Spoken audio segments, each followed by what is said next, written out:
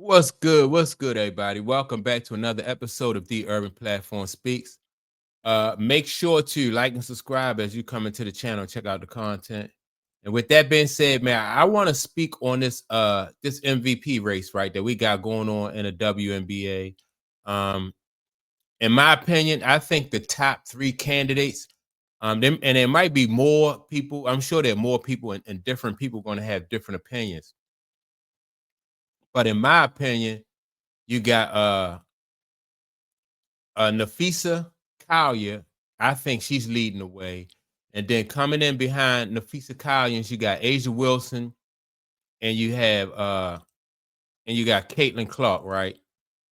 So now, uh, like who do you pick out of those three? Now, Napheesa Collier, I mean, she just let me see what the WNBA. I think the latest I heard, their record, their record was like 9-1.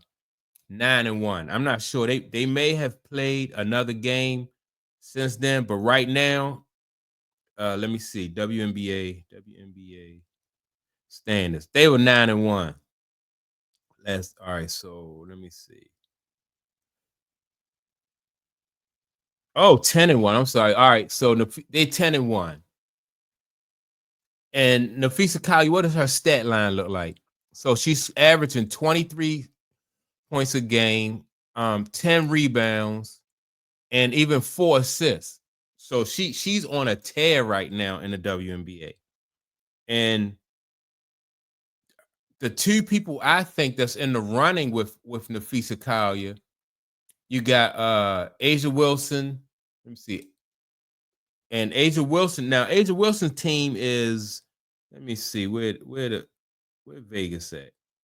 All right. Asia Wilson team is 5-5. And some people might say, where she's on a 500 team, and although she is she's the leading scorer and she lead probably in almost every category on her team. So can she really be like, Asia Wilson? Can Asia Wilson really be like in the top, one of the top MVP candidates? But when you look at like what she do for that team and like what does she mean for that team, even though they're only 500, I think you still got to put Asia Wilson in there, and take into account that she is like Asia Wilson is like she already won it 2 times already.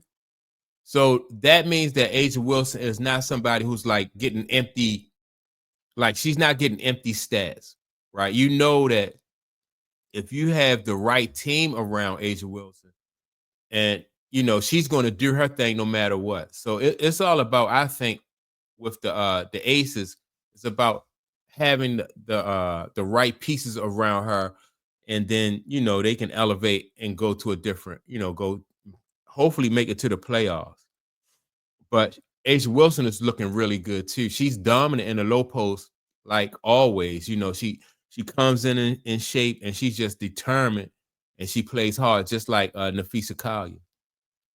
Now, looking at Caitlin Clark, Caitlin Clark is in the MVP race, I think, because her impact in the entire WNBA. Caitlin Clark missed, she missed a few games this season already. I think she missed like 4 games or so. But when she came back, like her impact was felt immediately, and so you gotta put her in there because of her impact, not just to her team. And I know she's playing on a team that's 500, but her impact on the entire WNBA. There was a 50% fall off. Some people say up to a 50% fall off in attendance and viewership while Caitlin Clark wasn't playing.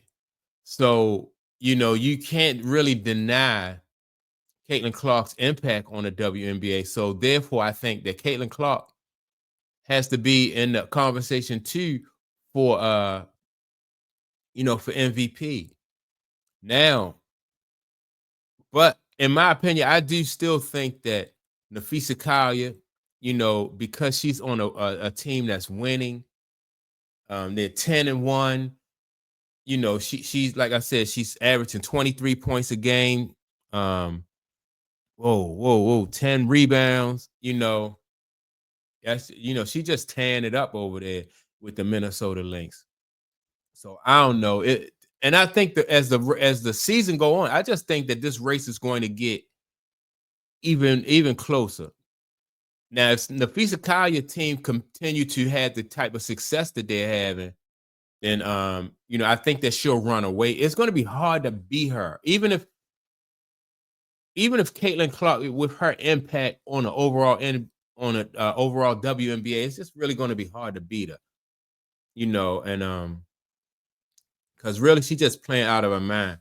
Napheesa Collier is playing like she definitely want to get back to that championship. I think that last season they felt like they got cheated, against the New York Liberty, and so she's coming back and she's rededicated herself and she's on a mission. You can even see it that she was on a mission when she played that in that league Unrivaled over the during the off season. So she's proven that she's on a mission.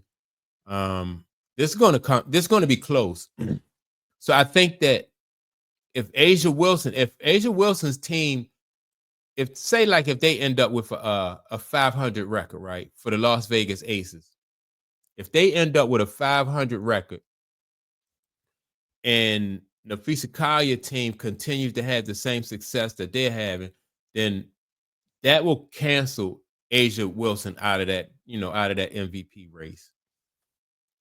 But it will not. I don't think it'll cancel Caitlin Clark out of there.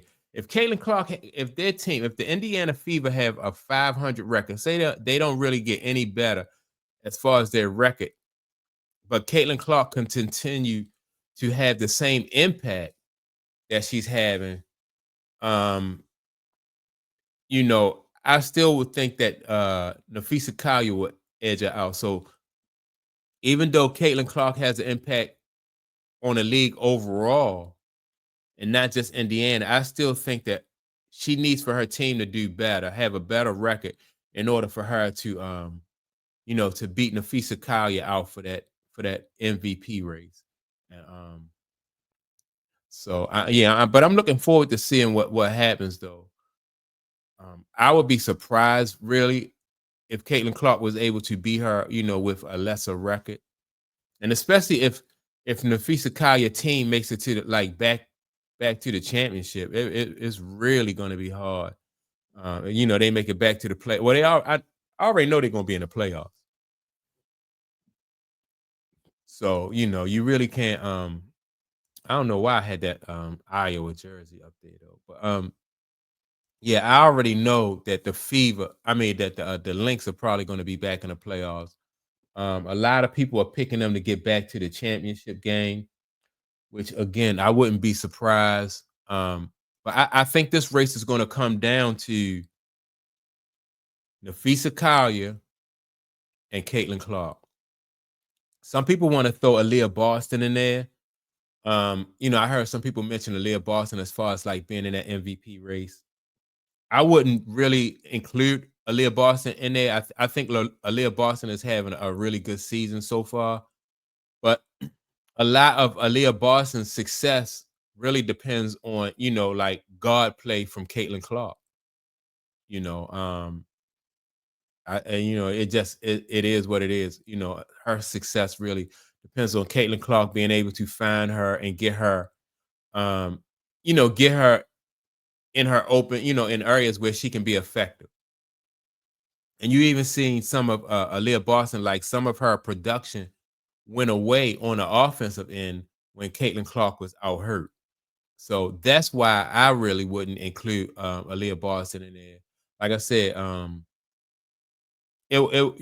because her performance really depends a lot on Caitlin Clark.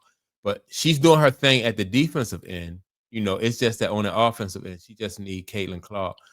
She's more reliant on Caitlin Clark, and whereas Napheesa Collier and Asia Wilson, You know, they're gonna do their thing no matter who's in there. So, but that's my take on it. I just think Napheesa Collier, I think, you know, right now as it stands in that MVP race, it's like more so hers to lose than anything else. And so that's my take on it. Make sure to like and subscribe to the channel. With that being said, don't forget to leave a comment, and I will check you all out in the next video. Peace.